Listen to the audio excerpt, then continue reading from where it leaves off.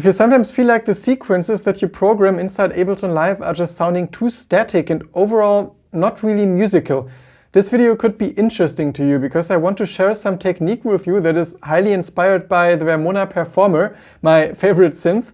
And until just a few days ago, I didn't think that it would be possible to imitate the same kind of flavor inside Ableton Live, but it actually works quite nicely and I want to show you how it works in this video.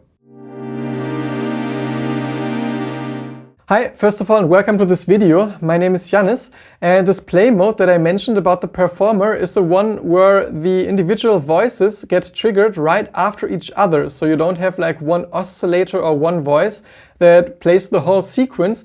You kind of shift through different voices. So here's a little example of how this can sound like.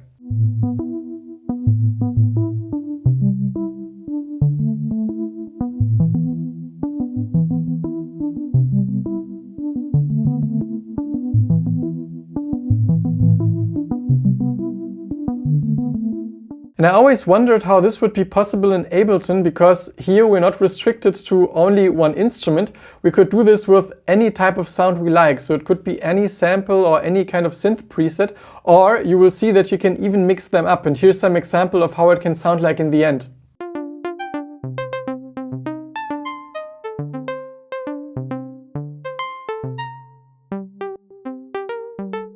First, we need to load some instrument rack onto our MIDI channel and then select our sound. And you can select, as I mentioned, like a synth preset or a sample.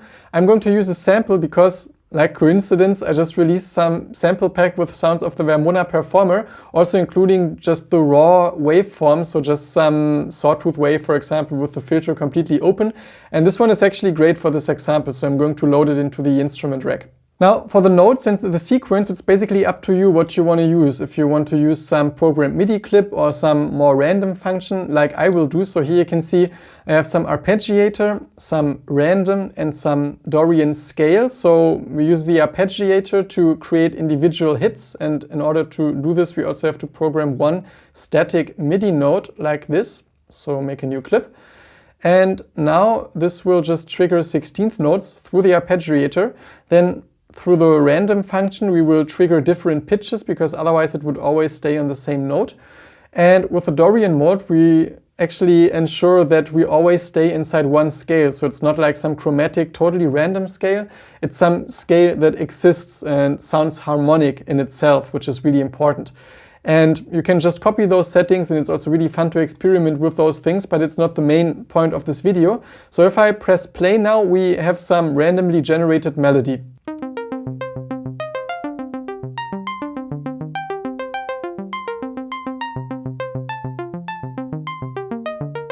And now we're basically at this point where we have a sequence that just sounds too much like some digitally generated random sequence, but it lacks a bit the musicality and the kind of surprise element and overall just the excitement.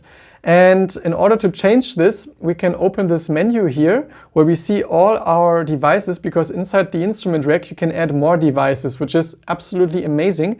And if we right click and go to duplicate, or we do the Command and D, we can duplicate it a couple of times, and I recommend using 3 because it's always great to do it with 3 individual voices. That's also the same technique that I use with the Perfourmer. But you will see once you've understood this technique that you can also do it with 12 voices if you feel like.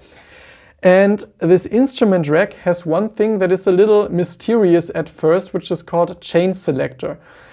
And the chain selector basically lets you define a range where those individual instruments react. So to put it simply, you can say that this first voice only reacts in this section, so values 0 to 24, and the next one reacts from 24 to, let's say, 42, and then the last one reacts from 43 to, let's say, 61. This would be some example. And now if I put the wave selector, the chain selector here, and this is a bit abstract, that it's this kind of blue thing, but you can move it. And if I play now, we don't hear anything because no voice is selected. So it has to be here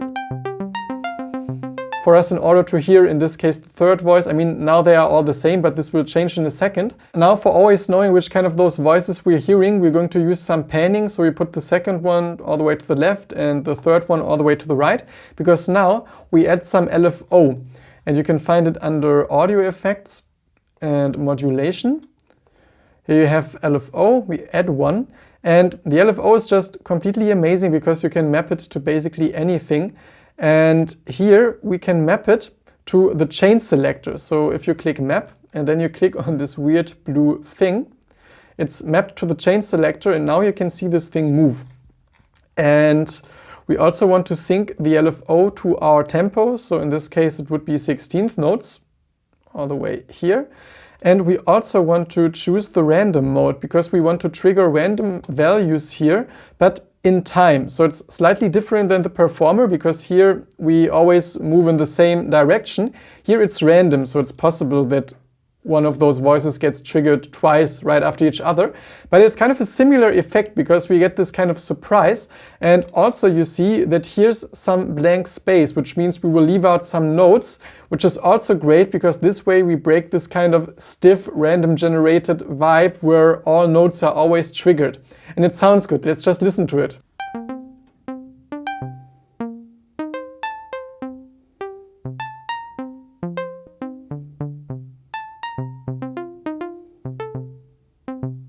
By the way, in case you enjoy this video and want to support this channel, you can just take a little second and click that like button. Thanks. And based on how long those sections are, you can also determine how many notes there should be. So if you fill it up all the way to the top, there will be no breaks, but you can say, okay, I'd like to have a few more of those notes, so you can make them a little bit longer. So this is like a thing that you can just refine until you're happy with the amount of notes.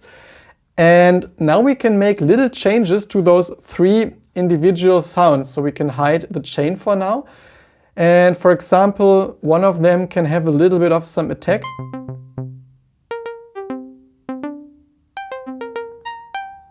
Another one can have some longer release and decay. Maybe also have a little bit more of the LFO pitch modulation.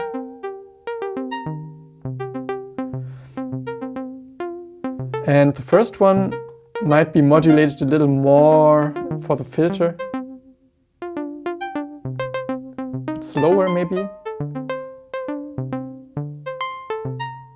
And this way you basically create your kind of unique little sequence where little things happen to those individual parts, and this way it doesn't sound like just one instrument that plays all the notes in always exactly the same way. Now, before you head over to your DAW and try this with your own sounds, there's one more super important thing that I want to share with you, which is about the macros. Because we're using an instrument rack, that means we have macros up to 16, but we're good with 8 for now. And one amazing thing about the Perfourmer is that you can mute individual parts and this way basically restructure the rhythm of the sequence. And also make it a little mysterious by just using maybe one voice in the beginning and then adding other ones. And here you can just perfectly imitate this by just assigning the volume to macro. So let's assign the first volume to macro 1, the second one to macro 2, and the third one to macro 3. We can also quickly call it voice 1, 2, 3. And as an example, just start with one of them. So we reduce the volume of voice 2 and 3 and only listen to the first one. So we get some new mysterious kind of melody.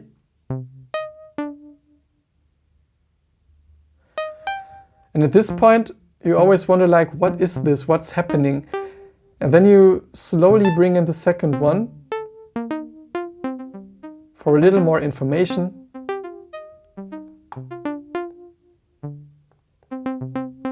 And at some point you can also add the third one.